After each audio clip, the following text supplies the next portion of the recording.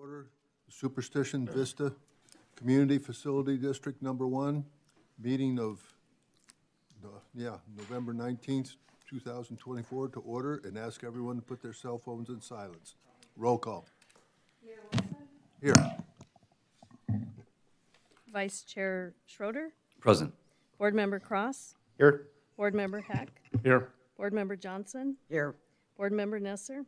Present. Board Member Soller? Here. You have a quorum, Your Honor. Thank you. Consideration and approval of minutes for the special meeting of September 17th, 2024. Do I have a motion? Your Honor. Yes. So moved. Second. Moved and seconded. Roll call. Are we doing a public hearing? No, Oh, minutes. I'm sorry. minutes. Okay. My apologies. Board Member Soller? Yes. Vice Chair Schroeder? Yes. Board Member Nesser? Yes. Board Member Cross? Yes. Board Member Heck? Yes. Board Member Johnson? Yes. Chair Wilson? Yes. Unanimous, Your Honor. Okay, public hearing on the feasibility report of Superstition Vistas Community Facility District Number 1. Zach. Chairman, Board, good evening. Zach Sakis with Greenberg Troy. I'm serving as special counsel to the district. With the board's permission, usually I try to consolidate, but tonight we're doing something new, and congratulations are in order. So with the board's permission, I'll discuss the feasibility report, let you all conduct the hearing, and then come back up for the following agenda item, if that works for you. Yes. So first item, we're considering a feasibility report on a project you've seen before. Within Superstition Vista CFD number 1, we're looking at Radiance Avenue. This board has previously approved segments of Radiance Avenue in connection with an assessment bond financing. Tonight, depending on how the public hearing goes, looks promising, we will possibly consider general obligation bonds related to the same project. So this is a project you've seen before. It's accepted by the city. You've previously approved it, but as part of approving any infrastructure project in connection with a bond issuance, we go through the feasibility process.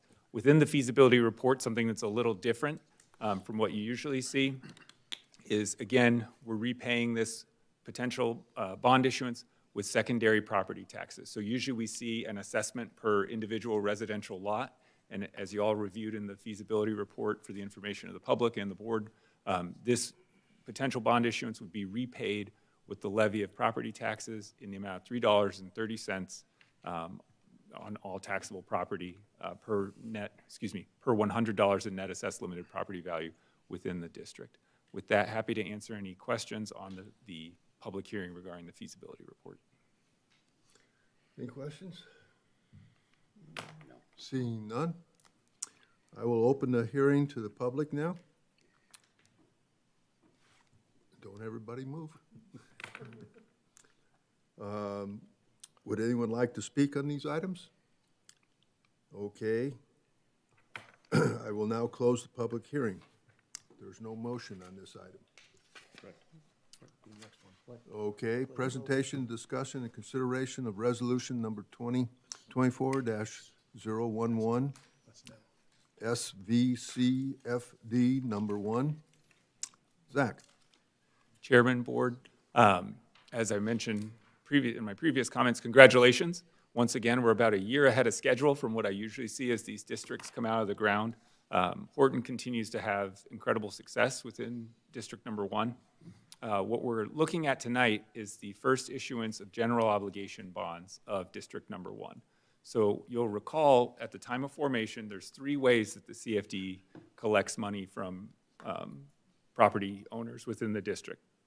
So first, there's a 30-cent operation and maintenance property tax that's levied on all taxable property within the district. To the extent that those tax revenues are insufficient to pay district operations, Horton has agreed to pay to the district on an ongoing basis operational funds. The second is special assessments on individual residential lots, and we've chatted about that in connection with 4 prior assessment areas within District Number 1. The third, what we're considering tonight, is general obligation bonds that are repaid over time with property tax collections on all taxable property within the district. And again, What we agreed to with D.R. Horton at the time of formation of the district was we would institute a target tax rate of $3.30 per $100 of net assessed limited property value, excuse me, on taxable property within the district. So one of the other things that we agreed to at the time of formation that benefits the city and benefits the district is at the earliest time possible, we wanted to do a general obligation bond issuance because it establishes the tax rate. What we don't want, or you can choose to have this, but you test the consequences. If a homeowner moves into their home in year one, the property tax for the general obligation bonds is not set. Year two, when that property tax bill shows up and we have then levied, that's a very bad experience for that homeowner. So one of the things that this board and district staff did at the time of formation was we said at the earliest time possible we want to do a small general obligation bond issue to set the tax rate within the district so that as soon as homeowners are moving in, the first property tax bill that they receive already includes the CFD property tax elements, and they never have a negative surprise of a property tax jump over time. The property taxes are fully disclosed to all the homeowners when they're purchasing their homes. Whether you read the whole stack of documents that come with your mortgage, we can't control that, but it's in there multiple times that they're choosing to live within a special taxing district, and there is an additional property tax related to owning a home within the district. Over time, what district staff does in conjunction with legal counsel and with the financial advisor of the district is manage the amount of general obligation bonds that we permit the developer to apply for. And what that does is, as the assessed valuation, as finished homes come onto the tax rolls, we don't want to get ahead of that $3.30. That's what we're trying to manage to. And so if property values go up, then we open up a little bit more space that we can bond against. If property values go down, then it's a pause until values correct or bonds are paid off to, again, right-size that target property tax. Per statute, the district, when it has general obligation bonds outstanding, is required to levy property taxes unlimited as to rate or amount. Arizona CFDs have a very strong pledge for general obligation bonds. So in the event that property values were to plummet, you could be levying at a rate well above our target rate of $3.30. And I did see that in the 2008-2009 for some districts. In general, for new districts like Superstition, Vistas, CFD number 1, because you're going from vacant land and building homes on it, the values usually consistently are on an upward trajectory. There's typically a delay as the finished homes come on the tax rolls. It often takes 18 to 24 months for a finished home to show up on the tax rolls. So you may say, but Horton sold 700, 800 homes this year. We may not see that on the tax rolls until tax year 25, possibly tax year 26. And so even though they had success in 2023, here we are at the end of 2024 doing a relatively small bond issuance potentially for district number 1. In this case, to make things transactionally efficient and not incur too many transaction costs in connection with the issuance, Horton has agreed to purchase the bond directly from the district. That allows us to reduce fees, not have an underwriting bank that you've seen on some of the assessment area transactions, and just efficiently close this because, again, the strategy is not so much for Horton to be reimbursed for a ton of infrastructure, although they will receive a small portion of the reimbursement, but really, again, to set the tax rate within the district so that future homeowners don't have a negative surprise with a fluctuating or jumpy tax rate as they move into the Apache Junction community. Let's see. With that, thanks for letting me ramble a little bit longer than usual, but because it's the first one of these that we've done, I wanted to make sure I was responsive to questions and provide a little bit of extra background. Happy to answer any questions. Chair. Sorry. On average, what would be the tax bill currently if across the board down there? Yep, and so we have, bear me one moment, because we have some of that information. And these are generalizations because we're looking at sort of an average home price. And then even if D.R. Horton is selling homes for $400,000, $500,000 out there, what matters for our purposes in levying taxes is where the county assessor comes in. So the county assessor may say, okay, that's great that that's what your sales price was, but the net assessed limited property value, which is the basis we use for levying property taxes, may be substantially lower. In certain cases, on some of the finished homes, we saw it was, $150,000, even if the sale price was much above that. And then if you bear with me, I believe it was about. That's correct. So if everybody wants to go to sleep, I'm happy to talk about the property taxation system within the state of Arizona. But you have your full cash value, right? You see that's the big number you see on the county assessor report you get every year. And then you have your limited property value. And that changed 2015-ish under Prop 117, where we changed how we calculate the tax, the value we use for the purpose of levying property taxes. That limited property value has a limited fluctuation in it. It can't spike up, and it's typically capped. The most it can increase is 5% per year. Thanks for letting me ramble about property taxes while I find this number in here. Let's see. It's going to be about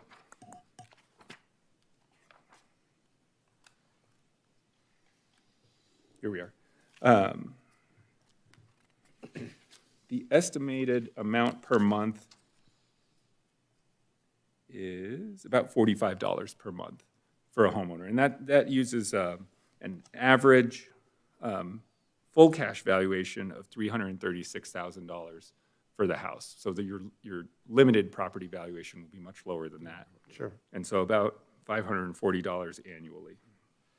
And in that case, the limited property valuation and assessed, right? So residential property has a 10% assessment ratio. So limited property value, and then you shrink it more by the assessment ratio. So limited property value, $150,000, assessment ratio 10% times 150 gets you your $15,000, and then we're levying $3.30 per $100 of net assessed limited property value.